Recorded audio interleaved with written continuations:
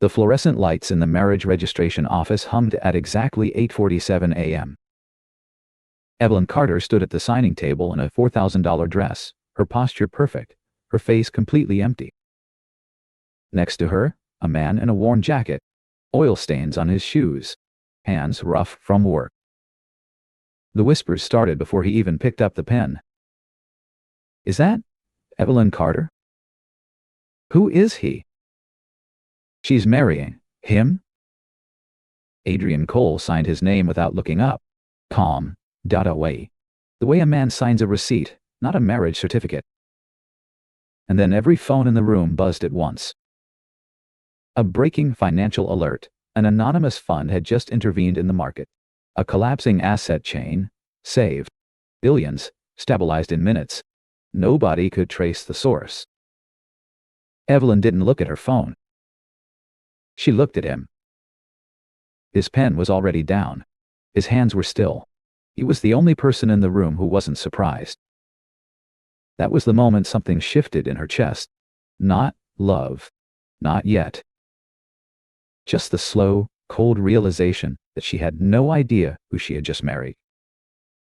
1 week earlier, Evelyn Carter had been sitting in her apartment on Bermondsey Street, southeast London, at 11 p.m. with 3 open spreadsheets and a cold cup of coffee she'd forgotten to drink. She liked it that way. Evelyn was 31 years old and had spent 7 of those years building a career that had nothing to do with her last name. Senior analyst at Meridian Capital. A reputation earned without the Carter name, or despite it. On her first day at Meridian, she had listed her emergency contact as her university roommate, not her father. That had been a decision, not an oversight. Nobody at Meridian knew Richard Carter was her father. She had made sure of that. Then her phone rang. His voice hadn't changed in 3 years. Still measured. Still, the tone of a man accustomed to being listened to without having to ask. "The family needs you home." Not "I need you." Not "please." The family. As if she were a resource to be reallocated. She told herself she was going back to fix something. That was what she did. She found broken structures and located the fault line. She would fly in, assess the damage, and be back in London by Thursday. She brought her laptop. She even brought her work files. The Carter Group boardroom occupied the 14th floor of the Mayfair headquarters, a room she had sat in exactly twice before, both times as a child. It looked the same. Dark wood. Floor to ceiling windows. The kind of silence that cost money to maintain. There were 11 people in the room when she arrived. Nobody looked up. 2 lawyers she didn't recognize. Marcus Webb, the CFO, 53 years old, 19 years with her father, a man who had never once met her eyes directly. 3 junior associates arranging documents in stacks that made no sense to her yet. Her father sat at the head of the table. Richard Carter was 64 years old, and had run Carter Group for 38 of them, inheriting it at 26 from a grandfather who had built it from a single property fund in Edinburgh. He was not a cruel man. He was something more specific than that, a man who had decided, very early, that the architecture of a thing mattered more than the people inside it. He had built Carter Group on that principle, and it had made him very successful, and it had cost him things he had never fully accounted for. He didn't stand when she walked in. "Sit down," he said, the way he might say it to anyone. She sat. She opened her laptop out of habit. Marcus Webb reached over, without asking, and gently closed it. That was when she understood this was not a meeting she had been invited to participate in. Richard Carter did not ease into it. The Aldermore project, a commercial real estate development Carter Group had been quietly financing for 4 years, had collapsed under regulatory scrutiny. A foreign investment structure that had looked, on paper, like a legitimate partnership. In practice, it had been masking a capital routing arrangement through 3 shell entities registered in Cyprus. A paper trail that, if followed far enough, would not stop at the project. It would go back 10 years. "The exposure isn't the project," her father said. His hands were flat on the table. "The exposure is what the project connects to." Evelyn looked at the documents. Numbers she recognized. Structures she recognized. A pattern she had flagged in a different context 2 years ago, in a report that Meridian had filed and nobody at Carter Group had ever read. Her jaw tightened. "This isn't bankruptcy risk," she said. "No," her father said. "It isn't. Criminal liability. Not theoretical. Imminent. She sat with that for a moment. The room was very quiet. Outside, 14 floors down, a black cab moved through the late afternoon traffic on Brook Street. "I wasn't called home to help." The thought arrived cleanly, without drama. Like a diagnosis. "I was called home to absorb this." She didn't say it out loud. She just looked at her father, and he looked at the documents, and something between them that had never been particularly strong finished breaking. Victor Carter presented it the way he presented everything, as a solution that had already been decided, described now only as a courtesy. He was Richard's younger brother by 6 years, 58 years old, and where Richard operated through authority, Victor operated through architecture. He was the one who designed the structures other people stood inside without knowing who had built the walls.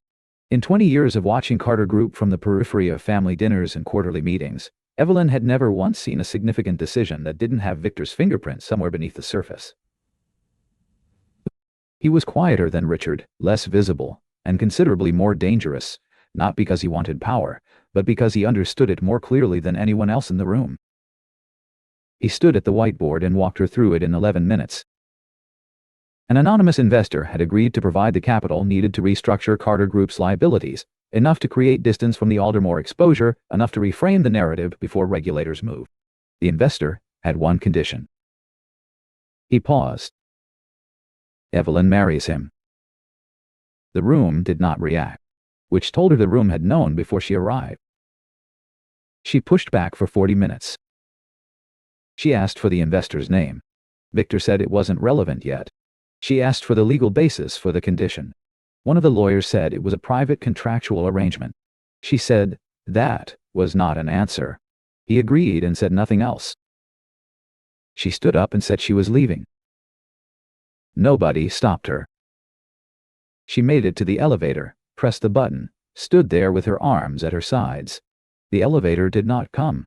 She pressed it again. Then her phone buzzed, a notification from her banking app. Account access suspended. Pending review. Do I? She thought about the Aldermore files. 3 days earlier, Marcus Webb had accidentally included her on an internal email chain. A forwarding error, the kind that happened when someone was moving too fast and not paying attention.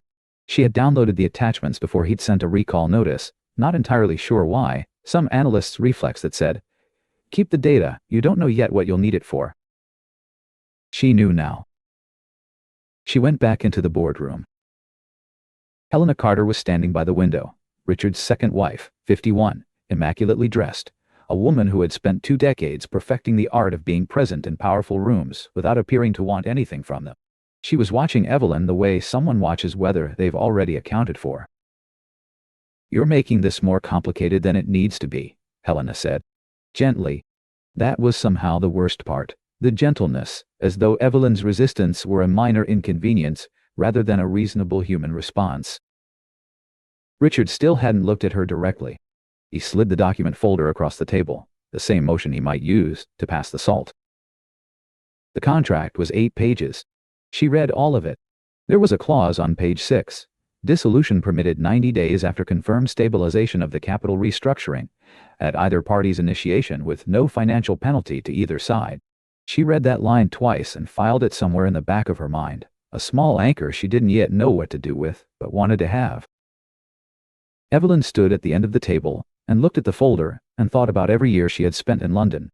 7 years. $143,000 in student debt she had paid off herself. A career she had chosen for its precision, its insistence on evidence over narrative. And here was the evidence. Her father would not look at her. Her account was frozen. There was no Thursday flight back to London. She picked up the pen. Her hand did not shake. She made sure of that. She signed her name, Evelyn R. Carter, in the same careful script she used on every document, and set the pen down parallel to the folder's edge and said, without raising her voice, "I won't be your pawn forever." Nobody answered. She didn't need them to. The house was on Claremont Avenue, 12 minutes from the city center, in a neighborhood where the sidewalks had small cracks and the trees were old enough to buckle the pavement. It was a small house. Yellow light in the windows. Evelyn stood on the front step with one suitcase, and looked at the door, and understood that whatever was on the other side of it was not a world she had any map for. There were no staff. No housekeeper. No assistant. No one whose job it was to manage the space between people. The kitchen had a dent in the refrigerator that someone had attempted to smooth out. The living room had a bookshelf with books that had been actually read, spines bent, some with folded corners. A child's drawing was taped to the wall next to the window, a blue whale rendered in crayon with extraordinary attention to the tail fin, and underneath it, in careful handwriting, bioluminescent deep-sea whale. Mia Cole, age 7 Tara. Evelyn stood in the center of the room and didn't know where to put her hands. Then Mia came in. Mia Cole was 8 years old, Adrian's daughter, and the reason Evelyn would later understand that everything else in this house existed the way it did. She had her father's dark eyes and a quality of attention that seemed too old for her face, the particular watchfulness of a child who had learned early that the most important information was usually the kind adults didn't volunteer. She stopped in the doorway and looked at Evelyn with the focused, unhurried assessment of someone conducting a private investigation. She didn't say hello. She didn't look impressed. She just looked. "Did you come here because you wanted to?" Mia asked. "Or because you had to?" Evelyn's mouth opened. Nothing came out. Mia waited a moment, apparently decided the question could remain open for now, and went back down the hall. The door closed softly. Not in anger. Just in closure. Evelyn stood in the yellow-lit room with the bent paperbacks and the crayon whale, and felt something she couldn't name pressing lightly against her sternum. Adrian did not ask her about the deal. Not on the first day. Not on the second. He made coffee in the morning, left a cup on the counter without announcing it, and was usually gone to the garage by 7:15. Adrian Cole was 36 years old, and worked, as far as the neighborhood knew, as an independent mechanic, someone you called when the larger shops quoted too high, and you needed someone who would actually look at the problem rather than the invoice. He was good at it. He was good at most things he turned his attention to, which was something Evelyn would only fully understand later. In the evenings, he cooked. Simple things. He set the table for 3 without ceremony, and Mia would come in from wherever she'd been, reading, drawing, conducting private investigations into the biology of whatever creature had captured her attention that week, and they would eat together, and the conversation would be about Mia's day, about the book she was reading, about whether deep-sea fish could see color. About whether deep-sea fish could see color. Evelyn sat at that table and felt, with increasing discomfort, the absence of strategy. Nobody was performing anything. Nobody was managing her. There was nothing to push against. She wasn't sure what to do with that. The first sign came on a Tuesday. She was in the kitchen when Adrian came in to fix a fault in the electrical panel, a circuit that had been tripping since the previous winter. He worked quietly, flashlight between his teeth, a diagnostic tool she didn't recognize in his hand. He said it without looking up, more to himself than to her. The real fault is never where it shows up. Evelyn set down her coffee cup. She had used almost that exact phrase in a report 3 years ago about a derivative structure that had been misattributed to a junior analyst when the original design flaw was 4 layers up in the decision chain. She looked at him. He had gone back to the panel. She didn't say anything. That evening Mia was doing homework at the kitchen table, a logic problem about categorization, and she looked up and asked her father, "If something's been wrong from the beginning, do you fix it or let it go?" Adrian didn't look up from the stove. "Depends on who built it," he said. "And why?" Evelyn was standing at the counter 3 feet away. Something moved through her, not quite recognition, not quite alarm. She glanced at Mia, who had gone back to her homework with the serene confidence of someone who had received a satisfactory answer. The girl had asked the question without knowing what she was asking. Or perhaps she had known exactly. With Mia, Evelyn was beginning to understand. There was no reliable way to tell. The third sign came 2 nights later. Adrian's phone rang after dinner. He stepped into the hallway. The house was small. The walls did not pretend otherwise. He said 4 words, "Wait, let it collapse." Then he came back in and poured himself a glass of water and asked Mia if she'd finished her reading. 22 minutes later, Evelyn's phone lit up with a message from Claire Hsu, a former Meridian colleague who tracked mid-market acquisitions in manufacturing. "The Hargrove deal just fell apart. You were right. Nobody listened and now it's gone." Evelyn had flagged that deal 14 months ago. She had written a memo. She had been overruled. She looked at the message. Then she looked down the hallway toward the sound of Adrian reading to Mia, something about deep-sea pressure systems, Mia's current obsession. Her analyst's brain, which had been sitting quietly for 2 weeks, woke up fully. She had the Aldermore files on her personal drive. She had dates, fund names, capital movement patterns. She had a starting point. She would work through it in the mornings, while Adrian was at the garage and Mia was at school, in the 2 hours of silence before the house became a house again. She didn't know yet what she would find. But she was paying attention now. And for Evelyn Carter, paying attention was only ever the first step. 3 weeks into living on Claremont Avenue, Carter Group sent Evelyn a new crisis.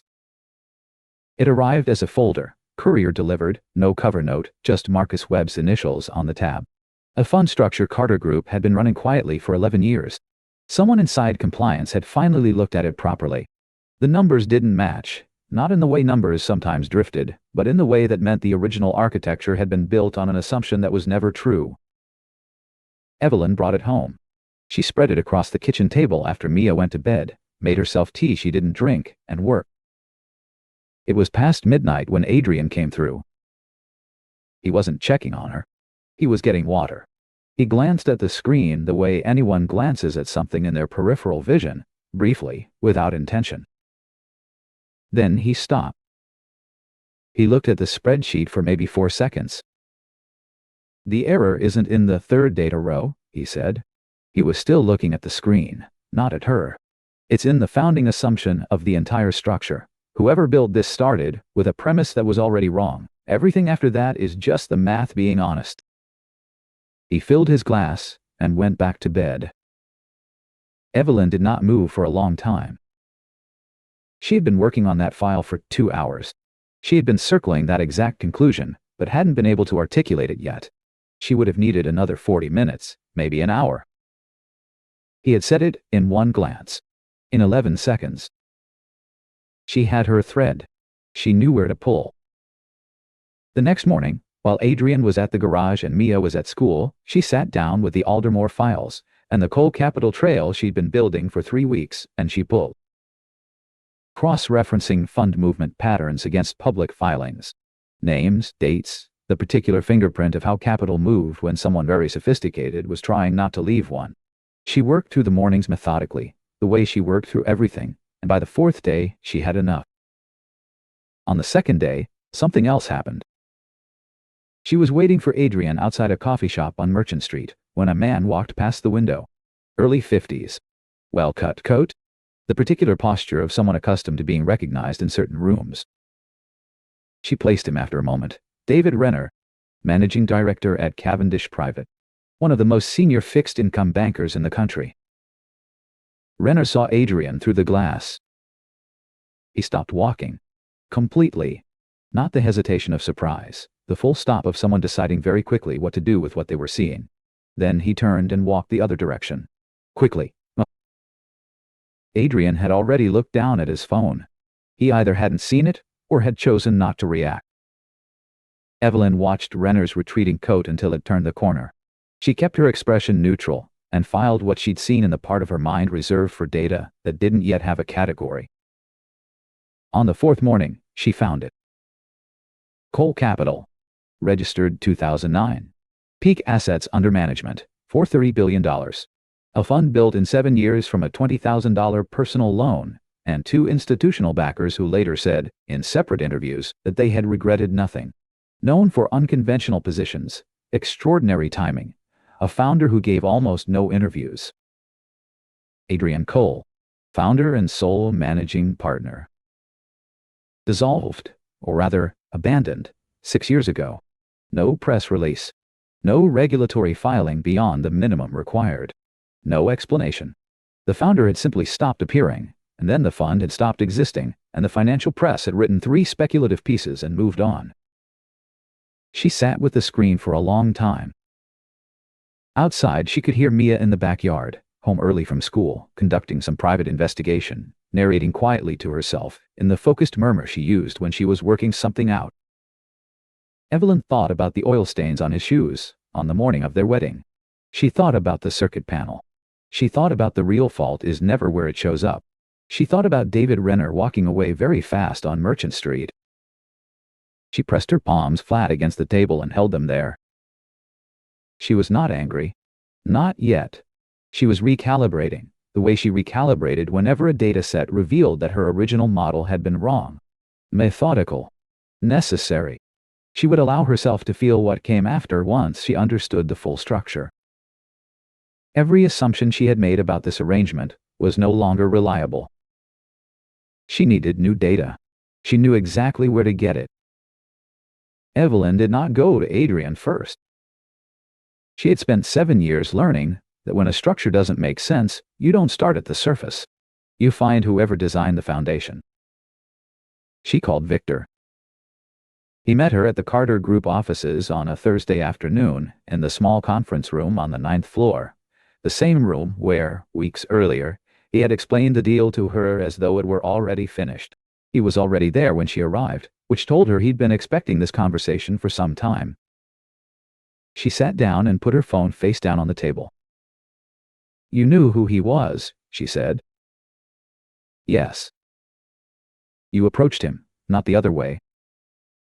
"Yes." "And the marriage condition, that was yours." He considered for a moment. Not evasive. Thinking precisely.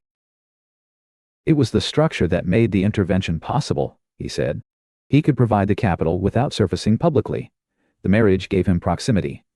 Access. A reason to be present without being identified." "And me," Evelyn said. "Where did I fit?" Victor looked at her directly for the first time. "You were the reason it would work," he said. "Not decoration, not collateral. You specifically, your presence would stabilize what needed stabilizing inside the company, while the capital restructuring ran underneath. I needed someone in that house who understood what was actually happening. Someone who would eventually figure it out and know what to do with what she found." The room was very quiet. "You knew I'd figure it out," she said. "I was counting on it." The thing that moved through her chest then was not quite anger and not quite grief. It was something that needed more room than either of those. Something she pressed down with both hands the way you press down on a wound before you know how deep it goes. "Did you consider asking me?" she said carefully. "I knew what you'd say." "So you didn't ask?" "No." She looked at him for a long moment. "Do you know what I think about that?" she said. "Yes," Victor said. "That's also why I didn't ask." He paused. Something shifted in his expression, not regret exactly, but the closest thing to it she had ever seen on his face. "When this is finished," he said, "and the company is stable, I'll step back from the board. That was always the plan. Carter Group should have been yours to run 5 years ago. What I did was wrong in its method. I won't pretend otherwise." It was not an apology, but it was an accounting, which from Victor Carter was more honest than most people managed. She stood up. "We'll talk about the board when this is over," she said. "Right now I need to deal with what you set in motion." She left him there. She drove home slowly. She had expected to feel used. She did feel used. But underneath, that was something more specific, because Victor had not treated her the way her father treated her. Richard saw her as an asset, something to deploy, something with a function but not a perspective. Victor had seen her as capable. He had built a plan that depended on her competence. He had calculated her correctly, and still not consulted her. And the gap between those two things, being known and still not being asked, was the part she couldn't find the right container for. She sat in the car outside the house on Claremont Avenue, and pressed her hands against the steering wheel, and felt the resistance of it, something solid to push against. 6 minutes. Then, she made herself get out. Through the front window she could see the yellow lamp. Mia's shadow moving across the wall. That particular walk, unhurried and deliberate. Evelyn watched it for a moment. Then she went inside. She found him in the living room that evening. Not at the kitchen table. Not near anything that looked like work. He was sitting on the floor with Mia, who was doing her homework with the focused intensity she brought to everything. Pencil moving slowly, tongue slightly visible between her teeth. Adrian was reading beside her. Something about tidal patterns. The lamp was on. The window was dark. Mia looked up when Evelyn appeared in the doorway, and something in the girl's expression shifted. Not alarm, but a careful attention. The look of someone deciding whether to ask the question that was already forming. She didn't ask it. She looked at Evelyn, then at her father, then back at her homework. "Dad," she said without looking up. "I think you two need to talk." Adrian looked at his daughter. A small smile moved through his face, the particular kind Evelyn had noticed, that appeared when Mia said something that was entirely correct without being told. "Yeah," he said. "Go finish in your room, okay?" Mia gathered her homework and went down the hall without complaint. At the door she paused and looked back at Evelyn, not with the question she usually carried, but with something quieter. Something closer to, "It'll be okay." Then the door closed softly. Evelyn sat on the couch. She put the printed documents on the cushion beside her, the Cole Capital filings, the records, the dates. "I know who you are," she said. He looked at the papers. Not surprised. Not relieved. The look of a man who had been waiting for a specific thing to arrive, and was watching it come through the door. "Okay," he said. 4.3 billion, Cole Capital. You walked away 6 years ago. Victor knew. He came to you. You didn't go to him, and you said yes. Quiet. Dead. "I need to understand why," she said. He sat back. He looked at the dark window for a moment, the reflection of the room, the lamp, both of them in it. Then he told her. He had built Cole Capital from a borrowed office in Glasgow. 2 institutional clients, who took a chance on a 28-year-old with no pedigree and a methodology nobody else was using yet. 7 years. Every year harder and better than the last. The betrayal hadn't come from competitors. It had come from inside. 2 partners he had trusted, not just with financial decisions, but with the decisions about what the fund stood for, how it operated, who it protected. They had been running a parallel arrangement for 14 months before he found out. Not illegal, technically. Just a complete dismantling of everything he had believed he was building. He could have stayed. He had grounds to force them out. His lawyers told him he would win. But winning meant years of it, he said. His voice was even. Media, depositions. Mia was 2 years old. Her mother had been gone for 8 months. A pause. "I didn't want to win that way. I didn't want to spend the years it would take and look up one day and find out I'd become someone who thought winning that way was worth it." He looked at his hands. "So I left, and I don't regret it." The room was quiet. Down the hall, barely audible, Mia was humming something to herself. Off-key, unbothered, the sound of a child who had decided the world was basically fine. "And the marriage," Evelyn said. "Victor told me about the Aldermore exposure, what it connected to. He told me there was someone inside Carter Group worth protecting. That the capital intervention would only hold if someone with real competence was managing the inside." He looked at her. "He showed me 3 of your Meridian reports, the ones from 2021 and 2022. The ones where you flagged things nobody else flagged. Something moved in her chest. She held it still. So you accepted the condition, she said. The marriage. It was a structure that let me act without surfacing. Yes. Was I part of the calculation? He didn't answer immediately. The silence had weight. No, he said. Everyone else, your father, Victor, the deal structure, they were variables I could model. I knew how they'd move. A pause. You weren't in the model. You kept doing things I didn't predict. That's not an answer, she said. I know, he said. It's the only honest thing I have. She went to bed without saying anything else. She lay on her back in the small room with the window that faced the old oak tree, and looked at the ceiling, and tried to organize what she felt into something workable. She couldn't. What she kept returning to was not Victor's calculation, not the structure she'd been placed inside without her knowledge. What she kept returning to was the Meridian reports. The 2021 derivatives memo her supervisor had called interesting, but impractical.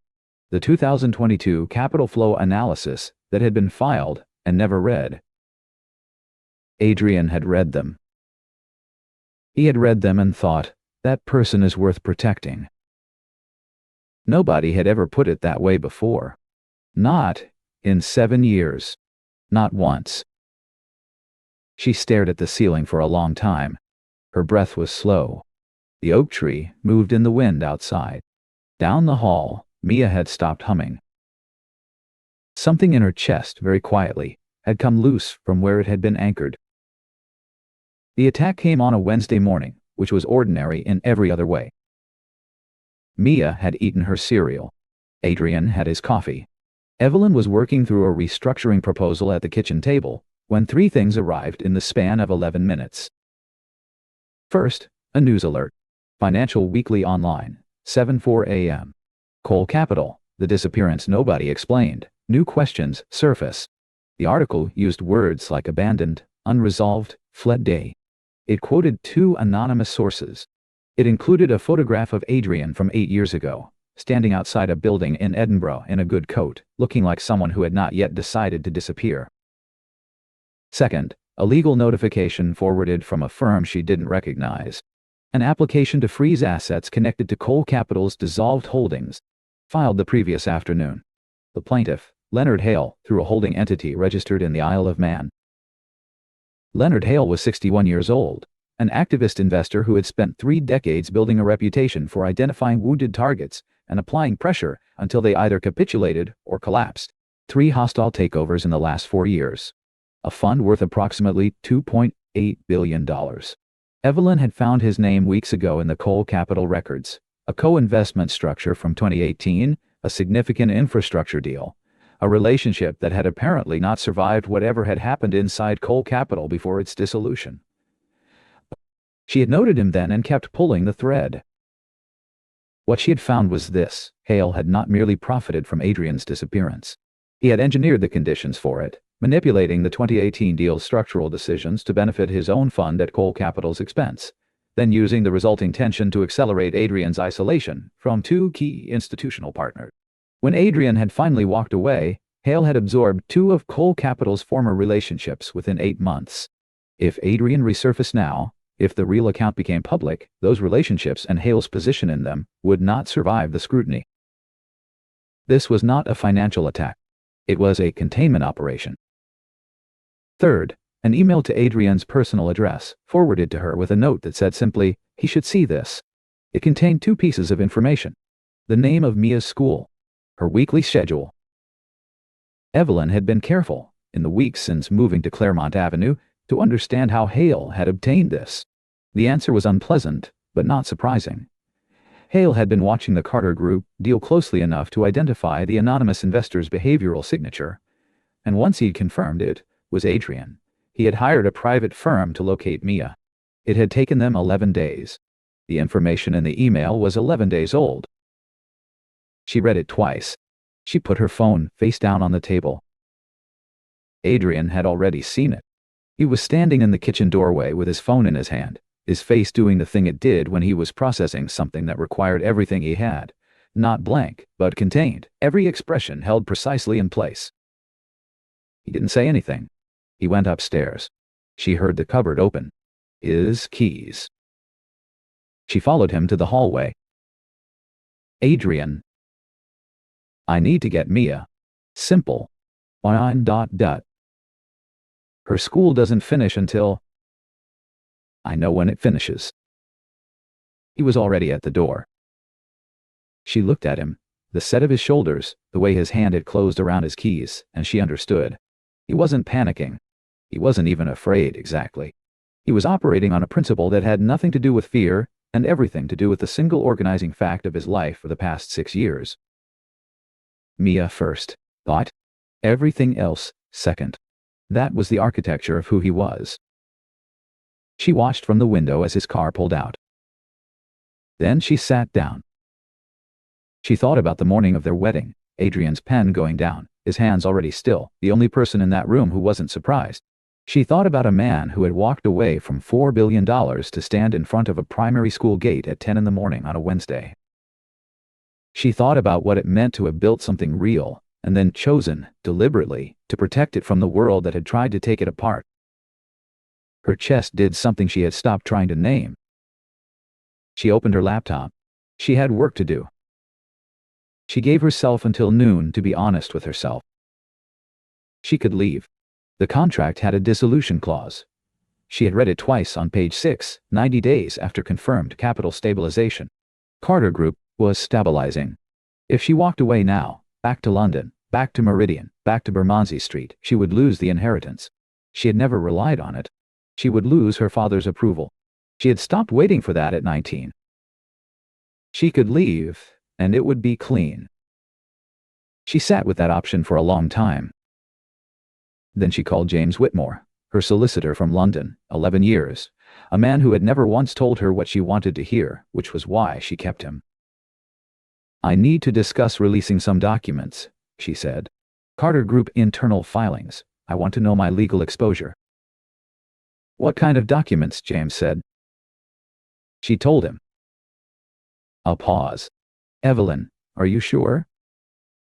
I need the legal framework, not a recommendation. Give me 2 hours. She also called Claire Shue, the former Meridian colleague who had messaged her about the Hargrove deal, who now wrote for Capital Markets Weekly and had a reputation for source protection that Evelyn had watched her defend twice in situations where it would have been easier not to. And she called Priya Osei, a regulatory attorney who had written a paper in 2022 on market manipulation structures in fund co-investments, a paper Evelyn had read and annotated, and referenced in a report that had also never been read. She had found Priya's name in the Cole Capital files. Priya had been a junior counsel on one of the 2018 co-investment reviews, which meant she already knew the landscape. By noon, Evelyn had a legal framework, 2 allies, and a clear picture of what the next 48 hours could look like if she moved carefully. She drove to the Carter Group offices. She met her father in the small room on the 9th floor. She arrived first. She sat facing the door. Richard came in 4 minutes late. He looked at her face and did not sit down immediately. Dad, she said, sit down. He sat. She had the documents in a folder. She didn't open it. I have the Aldermore files, she said. The full chain. The Cyprus entities, the 10-year exposure, the internal memos from 2016 where Marcus Webb flagged the risk and was overruled. I downloaded them 3 days before I signed the contract.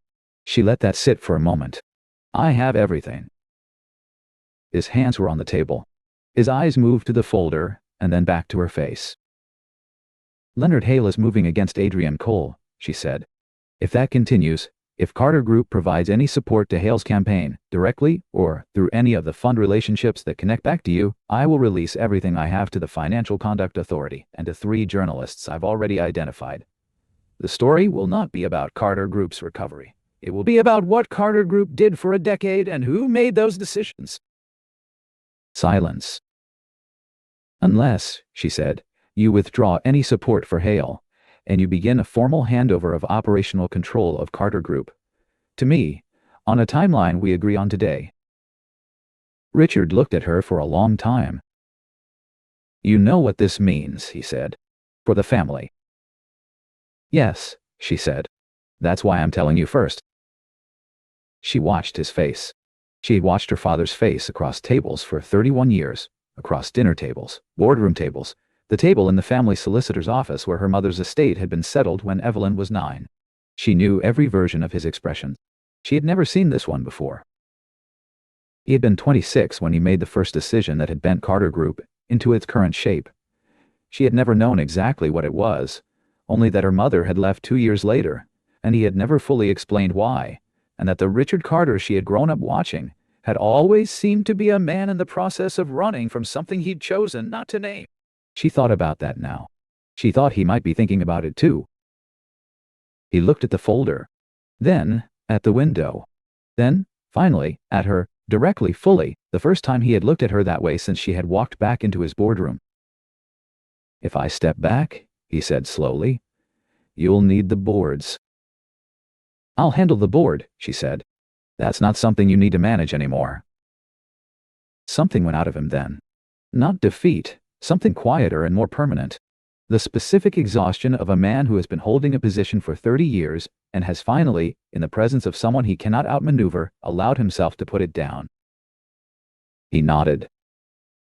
One small, deliberate nod. It was not an apology. It was not absolution. It was a man recognizing that his daughter had outmaneuvered him, and that she had been right to do it, and that the least he could offer her now was the honesty of not pretending otherwise. The consequences arrived over the following week. Her inheritance, removed from the trust instrument. She read the letter once and filed it. Helena called to say that Evelyn's choices had been noted, in a tone that contained a lifetime of social disapproval in a single measured sentence. "The family will need time to process this, Evelyn." Evelyn said she understood and ended the call, and sat for a moment afterward with the phone in her hand, thinking about what it meant to have a stepmother who had never once asked how she was doing, and had always, somehow, managed to make that feel like Evelyn's fault. 2 society columns mentioned her by name. One used the word reckless. One called her the Carter family's difficult daughter, which she found she minded less than expected. She did not call her father again that week. But she slept, for the first time in months, without waking at 3 a.m. Adrian found out what she had done the same day the first news cycle shifted. He came into the kitchen that evening and stood in the doorway, and looked at her with an expression she hadn't seen on him before. Like a door that had been closed for a long time and had opened a few inches, and he wasn't sure yet what to do about the light coming through. "You didn't have to do that," he said. "I know." "Evelyn, I need you to show me what you kept on Hale," she said. "Whatever you have from 2018, from the co-investment. I need the primary documents." A pause. He was still looking at her with that unguarded thing she didn't have a name for. "What do you need?" he said. They worked at the kitchen table for 2 days. Mia did her homework at the other end, occasionally asking questions neither of them could answer. Why do funds have partners, if partners can betray each other? Adrian said, "Good question. We'll talk about it later," and Mia wrote it down in her small notebook with the gravity of someone cataloging an important gap in human knowledge. On the second evening, Mia looked up from her notebook and watched the two of them for a moment, heads close over the same document, Evelyn pointing at something, Adrian following her finger, both of them speaking in the shorthand of people who had stopped needing to explain their reasoning to each other. Mia watched this for a moment. Then she wrote something in her notebook, closed it, and went back to her homework with the satisfied expression of someone who has confirmed a hypothesis. Evelyn didn't see what she'd written. She didn't ask. She thought she might already know. Adrian had kept everything. 14 folders, organized by date, stored on an encrypted drive he retrieved from a locked box in his workshop. The co-investment records were clear. Hale had manipulated the 2018 deal's structural decisions to benefit his own fund at Cole Capital's expense, then used the resulting tension to accelerate Adrian's isolation from 2 key institutional partners. The dissolution of Cole Capital had not been a consequence of Adrian's failure. It had been the outcome Hale had engineered, and then quietly profited from, for 6 years. Evelyn gave Claire Shu what she needed, precise, documented, careful. Claire's piece ran 72 hours later, sourced and specific, and the narrative Hale had spent 6 years constructing began to come apart at exactly the seam where it was weakest. Priya Ozai's firm challenged the legal filing on procedural grounds the same morning. Hale did not comment publicly. His fund released a statement through a PR firm that said very little. The filing was withdrawn 4 days later. On the evening after the withdrawal, the house on Claremont Avenue was quiet. Mia was in bed. The kitchen was clean. Evelyn sat at the table with a cup of tea that was actually warm, and Adrian was leaning against the counter, and the silence between them was different from all the silences that had come before, not the careful quiet of two people being polite around each other, but the easy quiet of two people who had run out of things to hide. "Why?" he said finally. Quietly. Genuinely. She thought about it for a moment. "Because it was right," she said. "And because—" She stopped. Started again. "I know what it costs to build something real. I watched you walk away from $4 billion to protect one person. That's not a failure. That's a value system." She looked at her cup. "I didn't want to be someone who understood that clearly and did nothing." He was quiet for a long moment. She looked up. Something had shifted in his face, the particular shift of a man who has spent 6 years being very careful about what he lets himself want, and has, somewhere in the last 72 hours, stopped being careful. He didn't say anything, but he didn't look away. The contract's 90-day dissolution window arrived on a Thursday in November. Evelyn had written the date in her calendar 11 weeks earlier precisely, without sentiment. She had looked at it 3 weeks ago, and 2 weeks ago, and last week. Each time she had looked and looked away, and not done anything with it. She did not initiate anything on that Thursday. She was in the kitchen that morning, making coffee, when she became aware of what she was actually doing. Not making coffee in a hotel. Not making coffee in her Bermondsey flat with the good espresso machine and the view of the railway arch. Making coffee in a kitchen with a dented refrigerator and a crayon whale on the wall, and the particular sound of Mia moving around upstairs with the unhurried energy of someone who had nowhere to be for another 40 minutes. There was a job offer from a firm in Singapore sitting in her email. She had not opened it again after the first read. She was thinking about this, about Singapore and Bermondsey and the specific quality of light in this kitchen on November mornings, when Mia came in. Still in her school uniform, backpack half-zipped, one sock slightly lower than the other. She opened the refrigerator, considered it with the gravity of someone making a significant decision, closed it without taking anything. Then she turned and looked at Evelyn. Mia Cole had been asking the right questions since the day Evelyn had arrived. Not because she was precocious, though she was, but because she was the kind of person who understood that the most important things were usually the ones nobody was saying out loud. She had asked her question on the first day, and she had been waiting, in her patient and unhurried way ever since. "Are you staying?" she said. "Not, are you leaving? Staying." Evelyn looked at her, this 8-year-old with her father's dark eyes and her own particular brand of honesty that did not accommodate evasion. The girl who had asked the first question and was now, simply, asking to hear the answer. "Yeah," Evelyn said. "I am." "Because you want to," Mia said, the tone of someone closing a file that had been open for a long time. "Because I want to." Mia nodded once, the nod of someone whose hypothesis has been confirmed, and went back upstairs to finish getting ready. A moment later, Evelyn heard her singing something to herself. Off key. Confident. Not caring at all. Then Adrian came into the kitchen. He had been in the hallway. Long enough. She knew that without turning around. She listened to him, moved to the cabinet. The familiar sound of it opening. Then, not one mug. Not two. But 3, on the team way. He set them on the counter beside hers without saying anything. Plain white mugs, slightly mismatched, the kind you accumulate in a house that has been lived in honestly. She reached out and moved them so the 3 stood in a row, a small, deliberate arrangement that had no name but didn't need one. Outside, the old oak tree on Claremont Avenue moved in the November wind. The kitchen was warm. Upstairs, Mia was still singing. Evelyn wrapped her hands around her coffee, and looked at the 3 mugs, and felt something settle in her chest that she recognized after a moment as the specific absence of waiting. She had spent a long time waiting. For her father to see her. For her work to be enough. For permission to want what she actually wanted. She wasn't waiting anymore. That was all. That was everything. Some people are placed in your life like a transaction, a condition, a calculation, a name on a contract you didn't choose to sign. And then something unexpected happens. You watch a man walk away from $4 billion to stand at a school gate. You see a child, ask the questions adults are too afraid to ask. You find yourself, slowly, and without permission, building something you didn't come looking for. Evelyn Carter didn't arrive at that small house on Claremont Avenue looking for home.